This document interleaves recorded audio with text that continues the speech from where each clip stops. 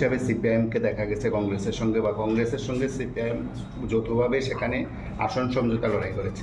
এবারে ডিসি নির্বাচনে আপনাদের প্রতিদ্বন্দ্বী কি বক্তব্য থাকবে? না, কিছু বক্তব্য নেই। গণতান্ত্রিক পদ্ধতিতে তারা লড়াই করবে, আমরা লড়াই করব। আমরা তো কোনো কটূক্তি কিছু নেই, কিন্তু অতীতের অভিজ্ঞতা নিরিখে মানুষ ভোট করবে।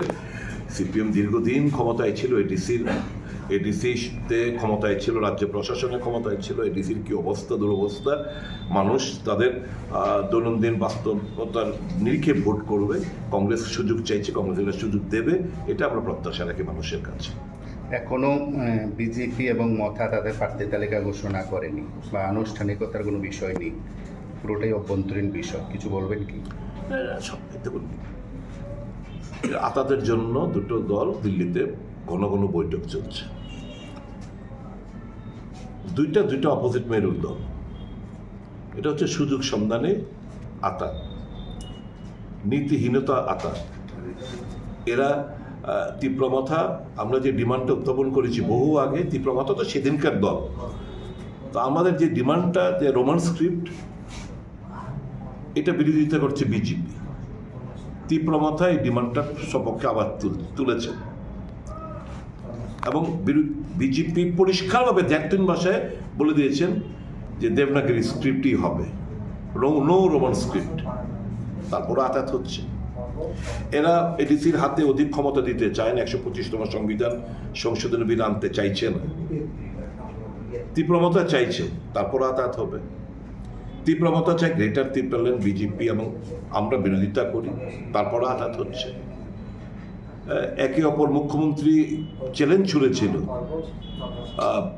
কোনো অবস্থাতেই বিজেপি 28টার মধ্যে 28টা আসন জিতবে। প্রদ্যুৎবাবু বলেছিলেন 28-এর মধ্যে 28টা আসন জিতবে, তারপরও আঘাত হচ্ছে। বিকাশ দলের নেতা বলছে মুরগির মতো, পোল্ট্রির মুরগির মতো ছিঁড়ে নেবে তীব্রমাথাকে, তারপরে এরা তাদের জন্য ব্যতিব্যস্ত। তো এটা হচ্ছে কি, এটা হচ্ছে এডিসিকে লুটপাট করার, পাকাপোক্ত বন্দোবস্ত করার। এটা সুযোগ সন্ধানী, জনগণের স্বার্থ বিরোধী আতাত। মানুষ এই আতাতকে প্রত্যাখ্যান করবে এবং কংগ্রেসের পক্ষে মতামত প্রদান করবে।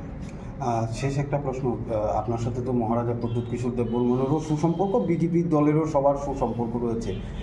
এডিসি আসন্ন নির্বাচনে মহারাজের সাথে কোনো কথা, ফোনে আলাপ, কোনো বিষয়ে কোনো কিছু কথা হয়েছে?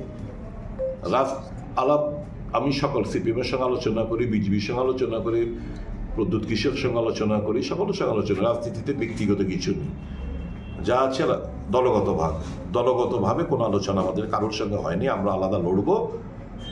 আমি সকল অংশের মানুষের দলের হয়ে সমর্থন চাইছি। তাতে কি ভোট বিভাজন, মানে বিজেপি বিরোধী, বা বলতে পারেন যদি বিজেপি মথা জোট হয়ে থাকে তাদের বিরোধী ভোটগুলো কি ভাগ হয়ে যাবে এবং তাতে সুবিধা নেবে? আমার বিশ্বাস করি মানুষ এবার, আমি তো একটাই বললাম, মানুষ সব রঙকে দেখেছে, লালকে দেখেছে, আঞ্চলিকতা দেখেছে, সব কিছু দেখেছে। যারা এডিসি মানুষ তীব্রতা জনগোষ্ঠীর জন্য যারা এডিসি গঠন করলো তাদের সুযোগ দেয়নি। যারা 17 থেকে 20টি রিজার্ভ আসন বাড়ালো, 3-3টে আসন, তাদেরকে ক্ষমতা দেয়নি। যারা বনাধিকার আইন দিল তাদেরকে সুযোগ দেয়নি। যারা কাজের অধিকার দিল তারা সুযোগ দেয়নি। যারা স্বাস্থ্যের অধিকার দিল কংগ্রেস, তাদেরকে সুযোগ দেয়নি। যারা শিক্ষার অধিকার দিল তাদেরকে সুযোগ দেয়নি। আমি তো মানুষের কাছে আবেদন করব, কংগ্রেসের সুযোগ দিন, ভালো কাজ করে দেখাবে, পার্থক্য তখনই আপনারা বুঝতে পারবেন।